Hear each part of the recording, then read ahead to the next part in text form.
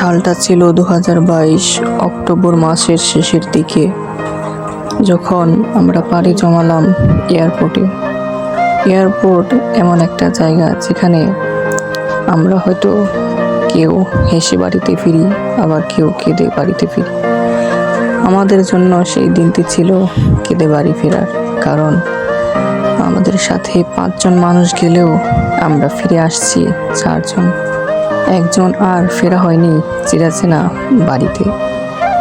হয়তো বছরের পর বছর থাকতে হবে বিদেশ নামক অন্য দেশে, তবু ছেলে মানুষ ভাই, ছেলে হয়ে জন্মেছি, কষ্ট তো করতেই হবে। মা বাবার ভিটা ছেড়ে চলে যাচ্ছি অন্য আরেক দেশে, অজানা পাড়ি জমাচ্ছি। ভিডিও শুধু ভিডিও নয়, ভিডিওর মাঝে অনেক কিছু চাপা পড়ে যায়। ভালো লাগলে